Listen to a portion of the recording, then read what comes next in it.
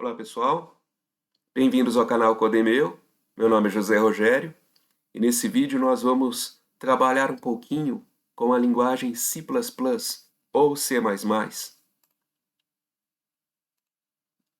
Este é o logo da linguagem de programação. Ela foi criada em 1983 pelo cientista dinamarquês Bjørn Strostrup.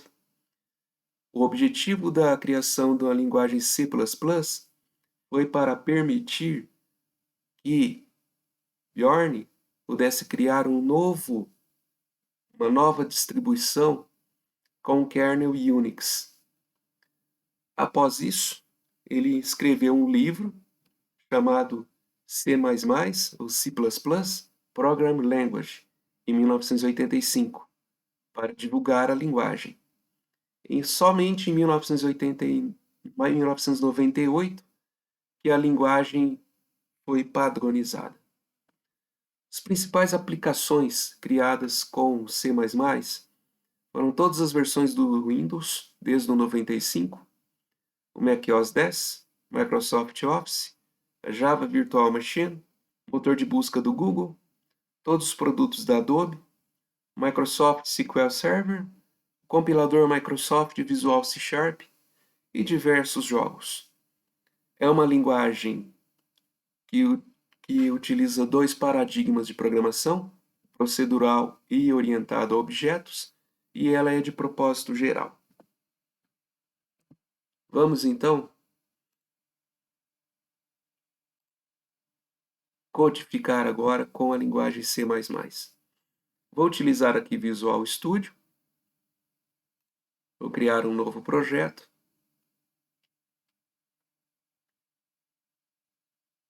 Vou criar um projeto vazio.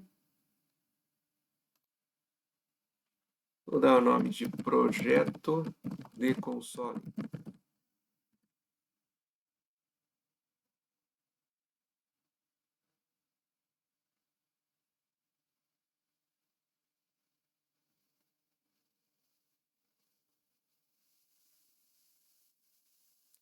Ok. Então aqui nós temos o nosso projeto, a nossa solução. Dentro da solução nós temos o projeto. Lembrando que dentro da mesma solução é possível nós termos vários projetos, tá? Nesse caso teremos apenas esse, que é o projeto de console. Vamos clicar aqui em arquivo de origem, onde vamos criar o nosso arquivo principal. Arquivo do C++. Vou dar o nome para ele de principal.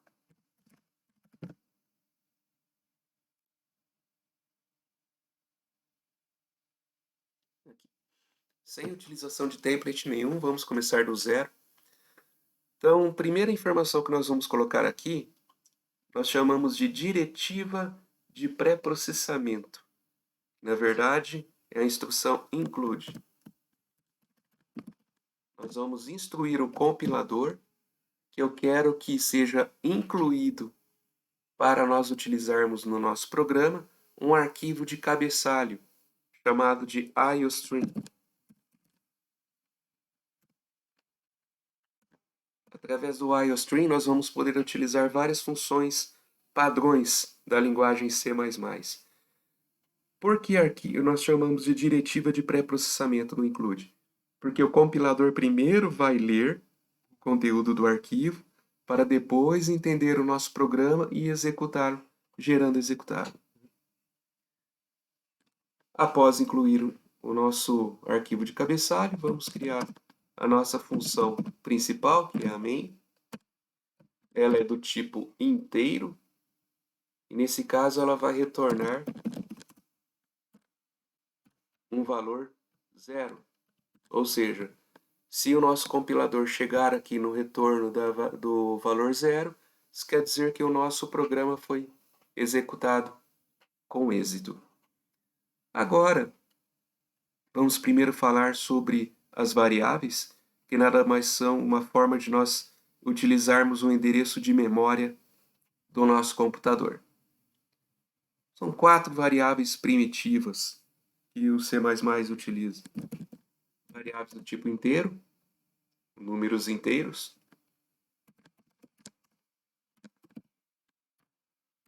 Nesse caso, o sinal de igual é um operador de atribuição, onde nós recebemos um valor que será armazenado nesse endereço de memória, que pertence à variável número e que possui o tipo inteiro.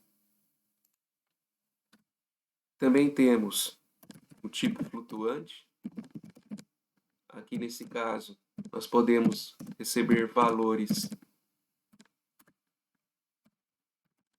em decimal. Também temos o tipo double, que possui uma maior precisão do que o float.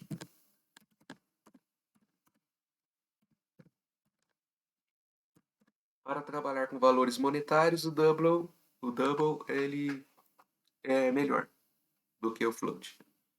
Também temos o booleano, tipo bool. No caso, vou dar o nome aqui de opções. No caso, ele recebe os valores de true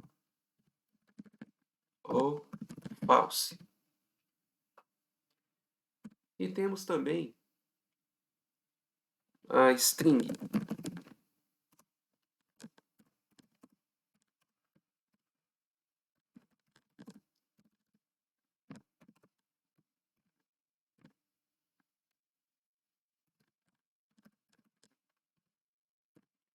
Que ela recebe um conjunto de caracteres. Porém, a string ela não é um tipo primitivo, tá?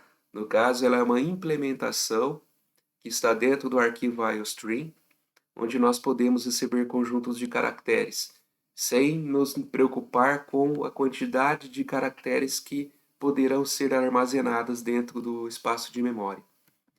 Porém, vocês estão vendo que aí está dando um erro. Por quê? Eu tenho que avisar o compilador que a string faz parte de um namespace que está dentro do iostream. Namespace é um conjunto de funções, de classes que geram códigos que podemos utilizar aqui dentro do nosso programa. A string está dentro de um namespace chamado de std, abreviação de standard, que significa padrão. Para isso a gente informa desse jeito o compilador. E aí ele vai entender que a string está dentro do namespace std, que está dentro do iostream. Aí ele vai entender. Também temos o tipo char. Esse sim também ele é do tipo primitivo. No caso, para receber apenas caracteres.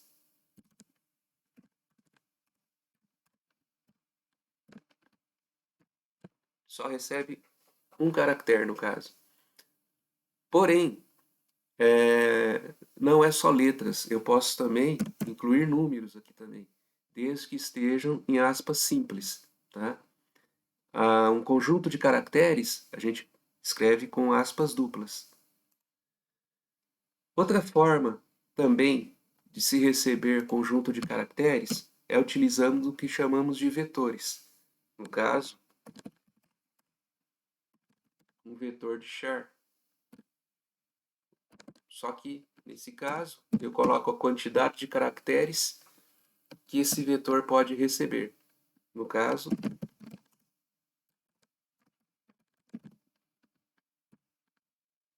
dessa forma, eu também recebo conjunto de caracteres utilizando a string ou utilizando um vetor para até 23 caracteres. Eu também posso ter um vetor assim, sem incluir a quantidade de caracteres. Tá? Ok.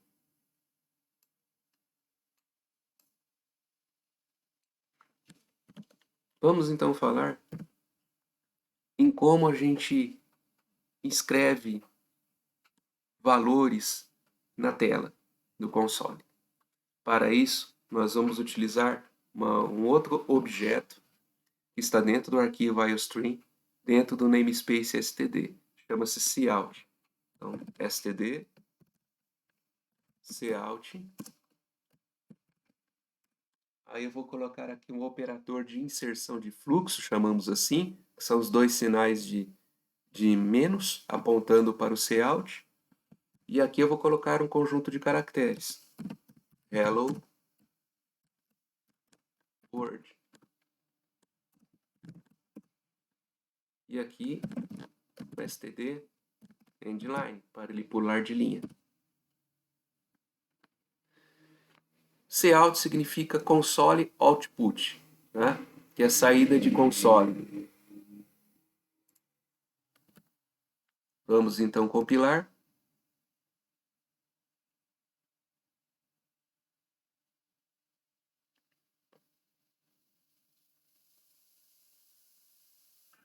Está lá o nosso Hello World.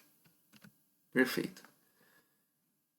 Eu também tenho como receber, além de imprimir na tela, eu também consigo receber os valores para imprimir na tela.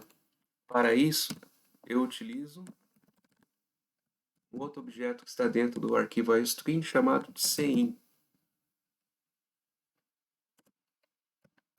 E aí, aqui nós temos outro operador, mas será um operador onde nós vamos receber os dados. Para isso, eu vou criar aqui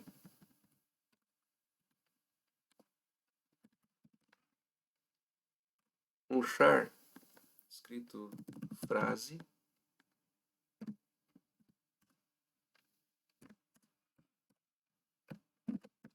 hello world. E aqui no lugar do conjunto de caracteres, eu vou colocar a frase.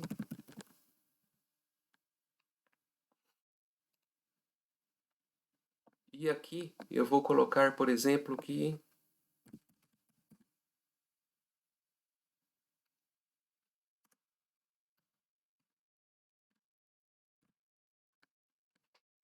então eu vou reiniciar a frase, que seria um vetor de caracteres escrito Hello World.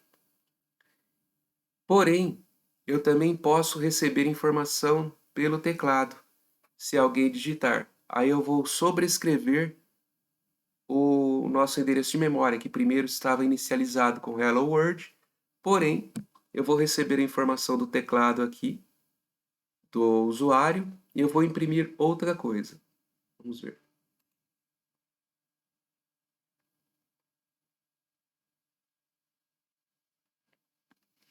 Vou colocar Rogério.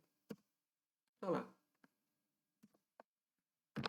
Então, eu inicializei o nosso vetor com um conjunto de caracteres, porém, ao usuário digitar um novo conjunto via CIN, eu substituí então o dado que eu tinha no vetor aqui, na frase, para o dado que o usuário digitou. E nós imprimimos aqui com Cout. Ok. Também,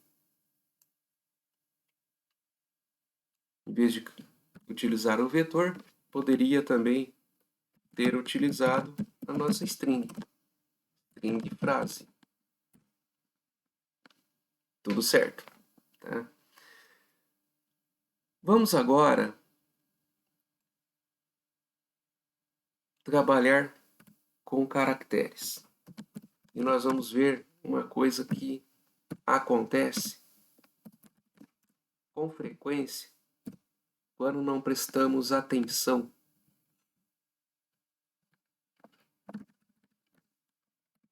na codificação do C e também do C++. Vamos falar sobre o famoso buffer de teclado. Gente, o que é isso, buffer de teclado? Eu vou explicar. Primeiro vamos ver o que acontece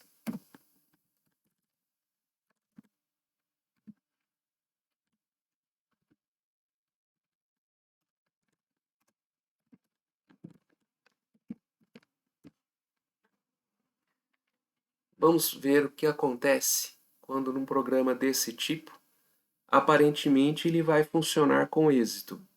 Eu criei duas variáveis do tipo char, vou receber a entrada do usuário para essas duas variáveis e vou imprimir o resultado.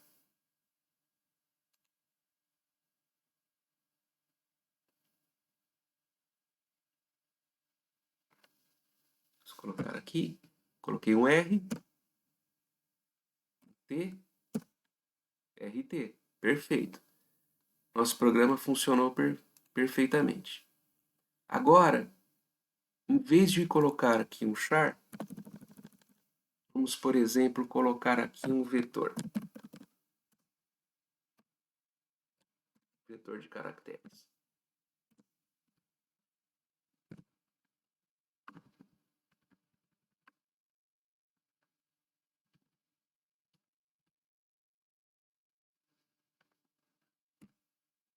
Vou colocar aqui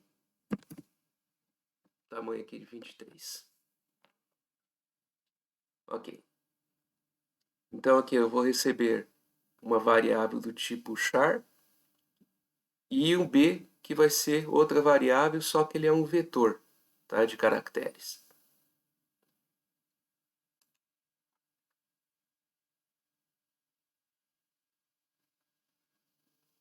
Vou digitar aqui uma letra Q, vou dar um Enter. Perfeito. Até aí, tudo bem. Nosso programa está funcionando a contento, tá? Então, quando eu coloquei aqui o char, um vetor de caracteres, e a letra, nós também não tivemos problema nenhum.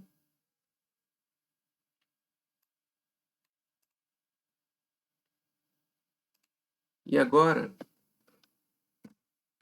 vamos utilizar agora dois vetores de caracteres. O A e o B agora são vetores.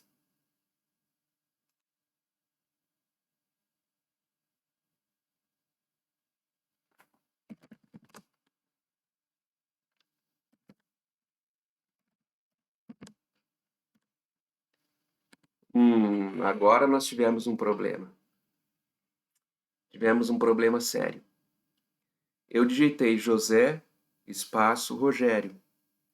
O compilador ele não deixou eu incluir informação no próximo vetor e ele imprimiu o José e o Rogério separado. O que foi que aconteceu? Vamos estudar aqui, tá?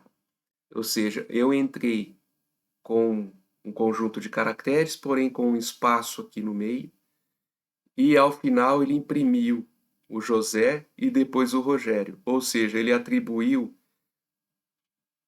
esse conjunto de caracteres nas duas variáveis. Como isso ocorreu? Vamos entender. Quando nós colocamos aqui um conjunto de caracteres, por exemplo, José, Rogério, ok? Vou separar aqui, ó, só para eu entender que faz parte do código. Isso que eu fiz aqui seria um comentário, tá? Aí eu afasto, eu não deixo que esse conjunto de caracteres implique na programação. Quando nós digitamos o conjunto de caracteres, quando incluímos aqui um espaço em branco, o compilador entende que o espaço em branco seria tipo uma informação para pular de linha. Então, o que ele fez? Aqui no CIN, eu digitei o conjunto de caracteres na variável A, o que o compilador fez? No momento que eu digitei o espaço em branco, o Rogério aqui, ele incluiu na variável B. E aí, ele imprimiu a variável A com o José e a variável B com o Rogério.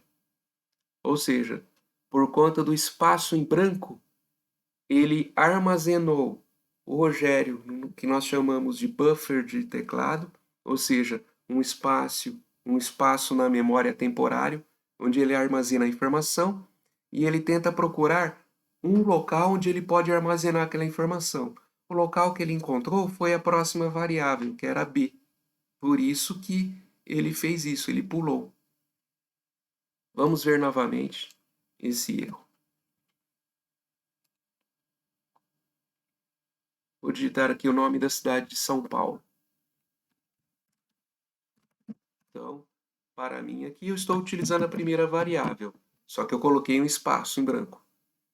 Eu vou dar Enter. Tá aí, o que o compilador fez?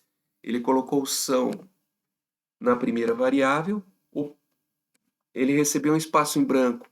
Aí ele pegou o Paulo, colocou numa variável temporária, que nós chamamos de buffer de teclado, e ao encontrar a próxima variável que ela B, ela pegou aquele valor Paulo e incluiu lá dentro do espaço de memória. E aí ele imprimiu o São Paulo dessa forma. Ok. E o que nós podemos fazer para impedir que o espaço seja reconhecido? Em vez de utilizar o CIN dessa forma, a gente vai usar dessa forma que eu vou mostrar para vocês. CIN.getLine, o nome da variável e o tamanho. E vou fazer a mesma coisa aqui embaixo. CIN.getLine, p, vírgula, tamanho da variável, que é 23. Ah, não podemos esquecer. STD.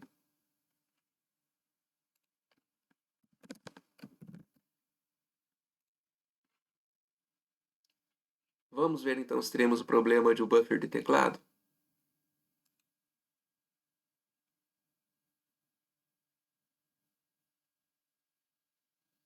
Então vamos lá. José Rogério. Ah, ok. Então ele armazenou o José Rogério na primeira variável. Vamos então colocar a informação na segunda variável.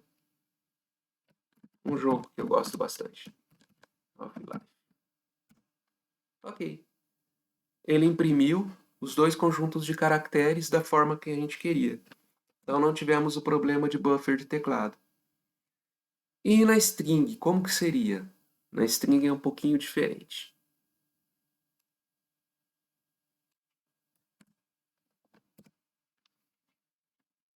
std string nome.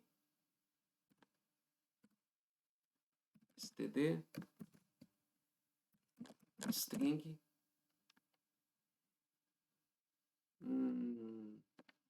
sobrenome.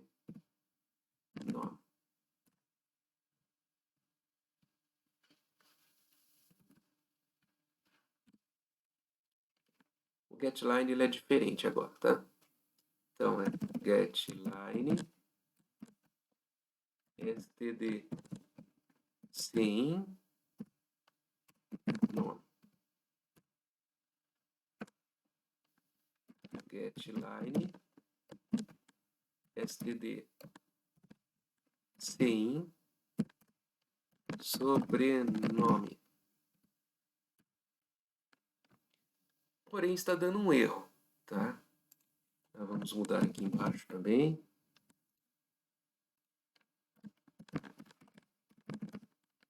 Perfeito. Está dando um erro. Por quê? O getLine o compilador não está encontrando. Ah, Rogério, mas por que você não colocou std? Não, ele não faz parte do namespace std. Ele não encontrou. Tá? O getLine dessa forma, a gente tem que colocar um outro arquivo de cabeçalho, chamado de string.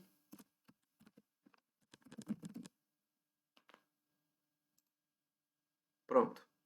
Porém, ele não está dentro de um namespace dentro do arquivo de cabeçalho string. Por isso que eu não preciso colocar aqui.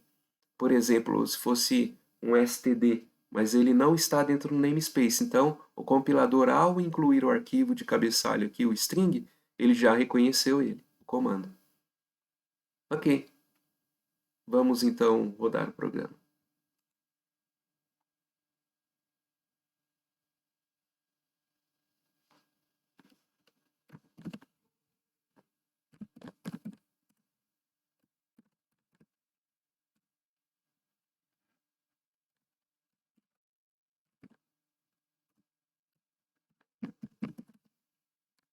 Vamos ver?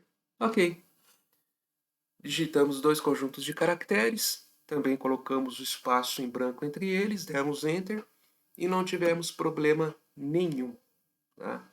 Referente a isso. Ok, dessa forma nós não temos um problema de buffer de teclado como ocorreu antes. Tá bom.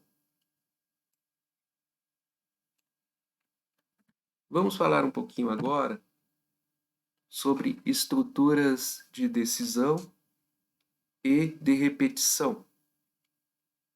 Estruturas de decisão é quando eu tenho mais de uma forma de chegar no resultado de uma operação.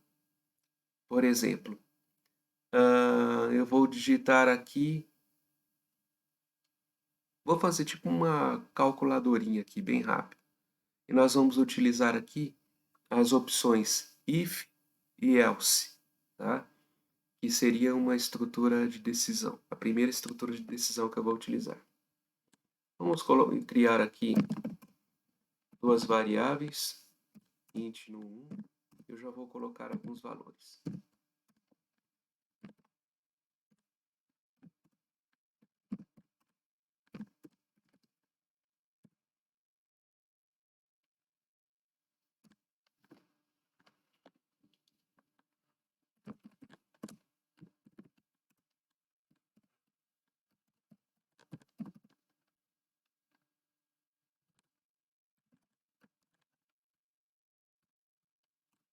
Escolha uma operação.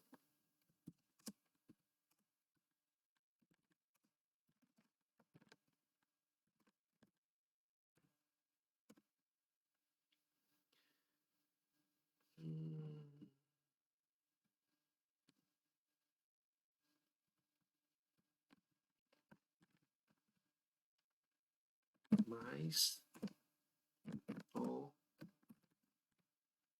menos.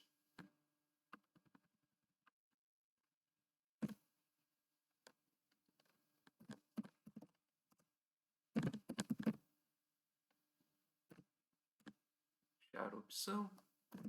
Sim. Opção.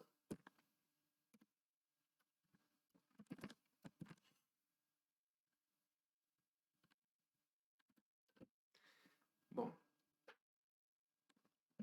se opção for igual a mais, então, vou colocar uma outra variável aqui.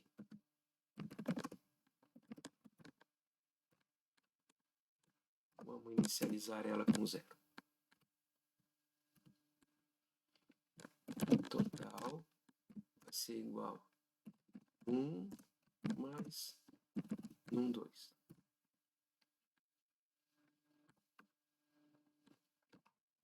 Bom, se ele escolheu o sinal de mais, nós vamos somar aqueles dois números. Porém, se não, se o usuário optou, a opção vai ser igual a menos,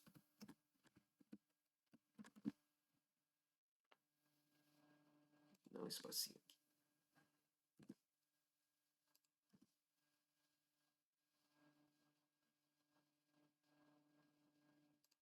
Tá. Vamos colocar o arquivo de uma coisa, tá? O sinal de igual aqui, na verdade, não é uma igualdade. Na verdade, é uma atribuição. Estou atribuindo um valor à variável. Quando eu quero comparar se é igual ou não, eu utilizo dois sinais de igual. Aí seria, sim, um atributo de comparação. Total vai ser igual no 1 menos no 2.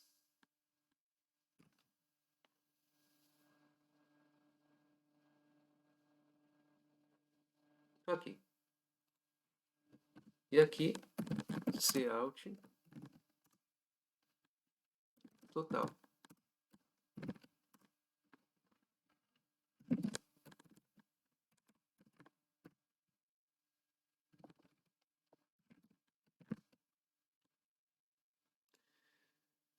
Então, aqui nossa estrutura if else, eu recebi então uma variável char e eu vou compará-la com um caractere de mais se o usuário digitou o caractere de mais, eu vou somar os dois valores.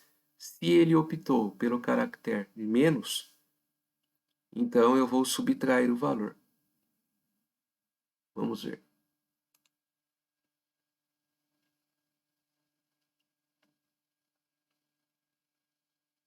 Escolha uma operação. Ok. Escolhemos sinal de mais, ele somou os dois valores. E se eu tivesse escolhido o sinal de menos? Está aqui. Ele fez a subtração de um valor pelo outro. Ok. Isso aqui é o if else. Eu também tenho uma outra estrutura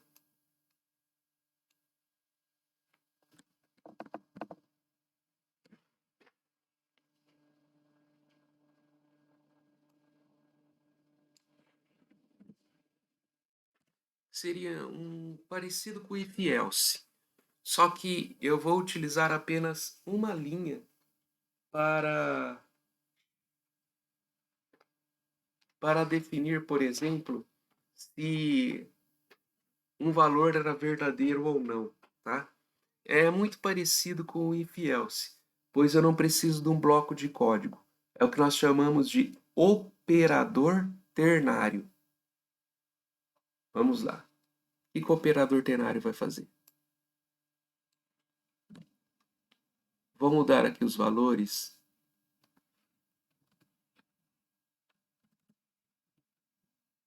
Vou colocar aqui 123. E aí, eu vou utilizar uma string texto que vai ser igual. Aí eu vou fazer a comparação. No 1 é menor ou igual a 100? Aí vem a pergunta. Se ele for, eu vou colocar menor do que 100.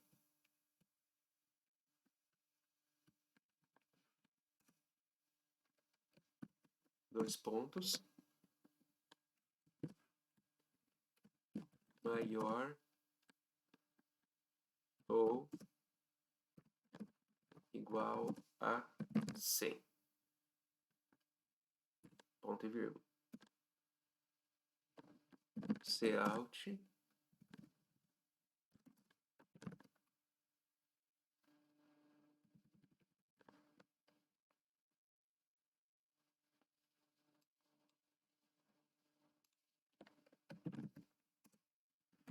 texto.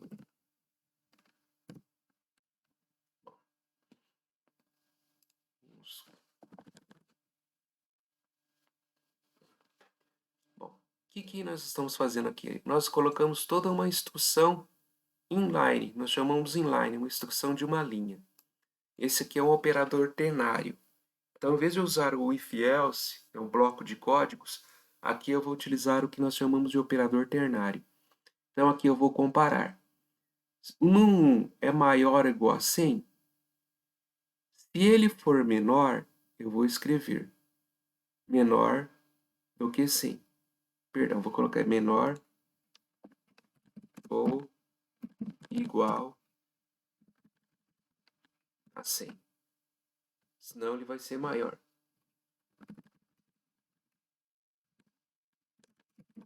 Maior do que 100.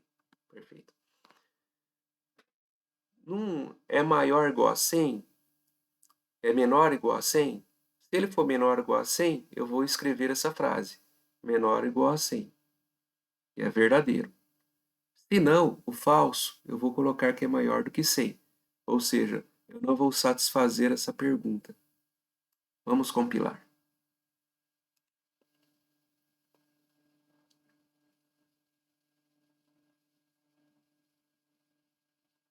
Maior do que 100. Por quê? O valor da variável é 123. Vamos colocar aqui 12.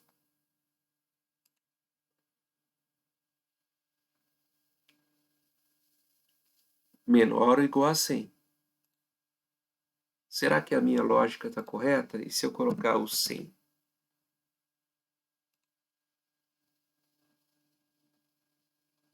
Menor ou igual a 100. Tudo certo. Então, esse é o operador ternário. Uma outra estrutura que eu vou mostrar agora de decisão é o switch.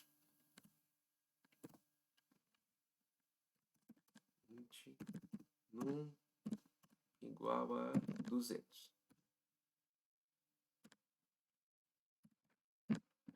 Switch num case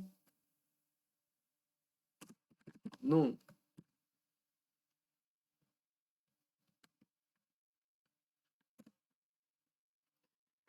Então vamos lá. Se o num é o contrário aqui.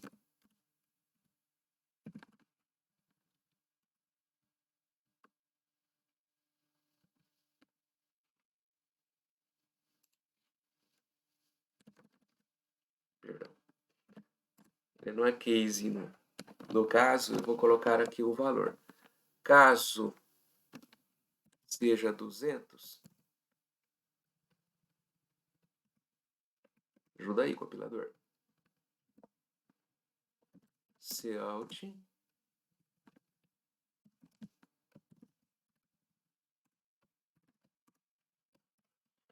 o valor está correto. E aí eu vou colocar um break para ele parar a operação. Case 300 std cout o valor está incorreto. Break e um default.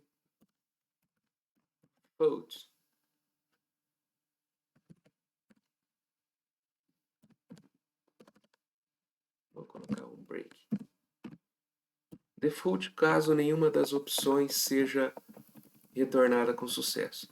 O switch é mais utilizado sim em menus, quando nós colocamos várias opções no menu e aí ele vai escolher uma das opções para que seja aberta uma nova função, por exemplo. Né? Então, no caso aqui, nós colocamos o valor aqui da variável num, como 200. Se for 200, ele vai escrever que o valor está correto. Se for 300, o valor está incorreto. E o default, caso não fosse digitar nenhuma informação. Tá?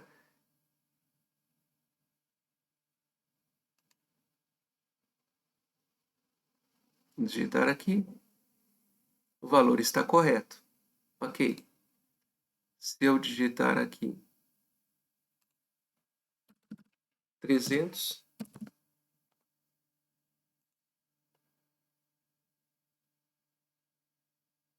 o valor está incorreto. E se eu digitar uma condição que não satisfaz nenhum dos dois aqui? Ou seja, eu vou cair no default. No default ele vai sair do programa. Tá lá, ele saiu do programa. Não mostrou nada para nós. Então isso aqui é o switch.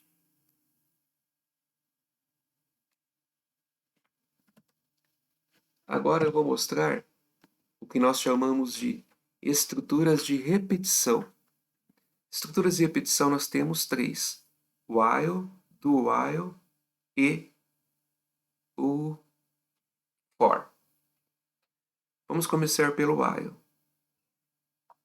Uma estrutura de repetição é quando eu quero repetir uma instrução várias vezes.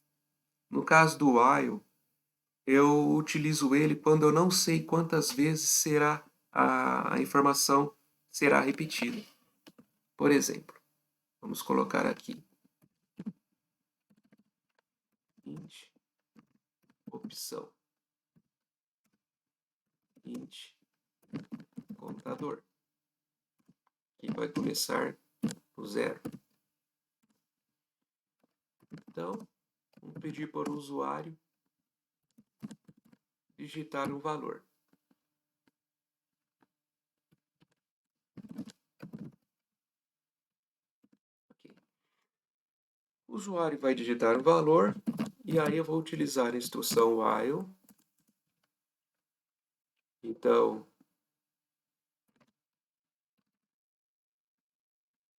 contador, ele vai repetir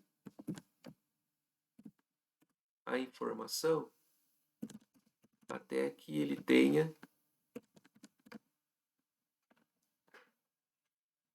o valor do contador é 0, certo? Então, eu vou repetir uma instrução aqui até que o contador tenha um valor menor ou igual à opção, que é o que nós colocamos ali.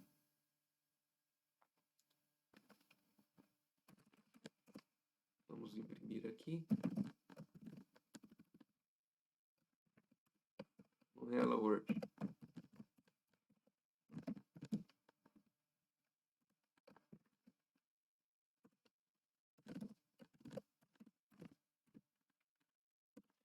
E vamos utilizar aqui no contador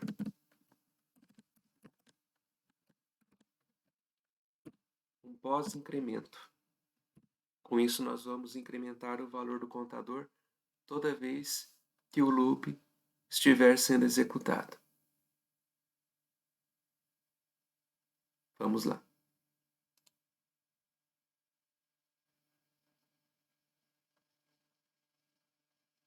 Eu vou querer que ele repita umas 12 vezes. Tá lá. 1, 2, 3, 4, 5, 6, 7, 8, 9, 10, 11, 12, 13. Nossa, Rogério, por que 13? Porque o contador nosso começou com 0. Se eu colocar ele que comece com 1, ele vai repetir 12 vezes.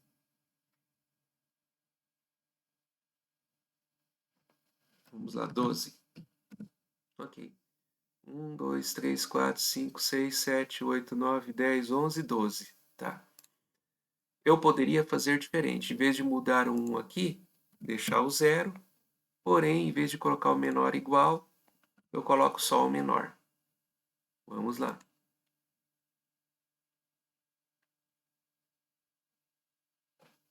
12. 1, 2, 3, 4, 5, 6, 7, 8, 9, 10, 11, 12. Perfeito. Então, a gente pode alterar o valor do contador ou a opção lógica aqui, vou dizer um operador lógico de menor ou menor igual. Então, esse aqui é a instrução while. Vamos agora mostrar a do while. Jair, qual que é a diferença da while para do while? A do while, eu vou querer que o meu looping funcione pelo menos na primeira vez. Tá? A instrução, pelo menos a primeira instrução, ela vai ter que ser executada, independente da quantidade de loopings que o usuário irá digitar. No while, ele não vai executar caso a opção que eu coloque não seja satisfeita. No do while, pelo menos uma vez ele vai executar a opção. Vamos ver. Do while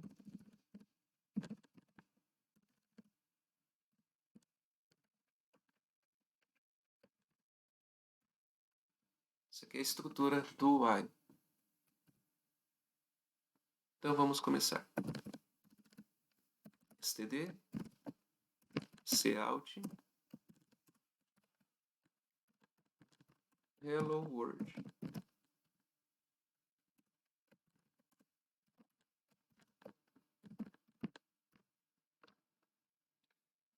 Ok. E agora eu vou colocar o nosso contador.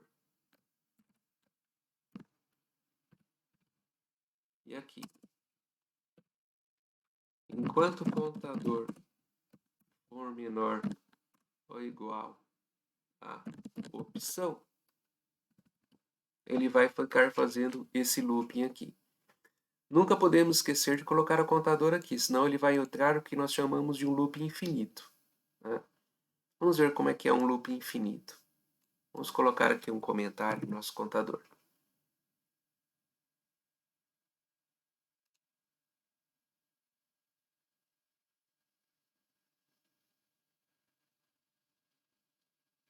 Então, ele está esperando a entrada do usuário. Vou colocar 23 vezes para ele fazer o looping. Olha lá, entrou no looping infinito, porque eu não utilizei o contador. Vamos utilizar o contador. E o contador vai receber valores, cada looping ele vai receber um valor e vai comparar com o valor da opção que foi a entrada do usuário.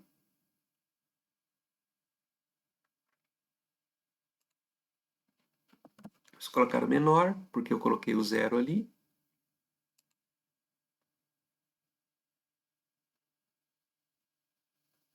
Então, 12 vezes o looping. Ok. 1, 2, 3, 4, 5, 6, 7, 8, 9, 10, 11, 12. Perfeito. Esse aqui é o do while. Próxima estrutura de repetição é o for. Quando eu utilizo o for? Quando eu já sei qual é a quantidade de vezes que o looping será executado. Eu tenho controle sobre isso. Então vamos ver. For int i, que vai ser igual a 12, perdão, int i igual a 1, i menor do que 10 e mais. Eu não vou precisar aqui desse contador e nem da entrada do usuário. std, cout, hello world, std, endline. Então aqui nós temos um looping, enquanto no for, né, para o valor de i, que recebe o valor 1, enquanto ele for menor do que 10, ele vai ser incrementado em um dígito após o looping. Por isso que ele é um operador de pós-incremento. Ele vai executar o looping depois que ele vai incluir o valor 1. Aqui, se ele for 1, ele vai incluir o valor 2. E aí ele vai fazendo o looping até satisfazer que o i seja menor do que 10. Vamos colocar o menor igual. Tá? Se eu quiser que ele faça o looping 10 vezes, ele tem que ser menor ou igual. Vamos ver?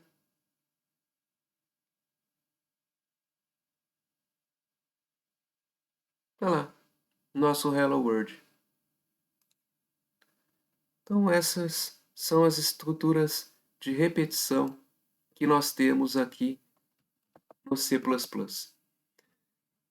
Próximo vídeo, nós vamos já falar sobre o paradigma de orientação a objetos. Até então, aqui, estávamos utilizando o paradigma procedural, onde as instruções são executadas em uma sequência lógica e no paradigma de orientação a objetos, a gente já trabalha com objetos, uma representação de uma coisa, de um objeto existente no mundo real, na linguagem de programação.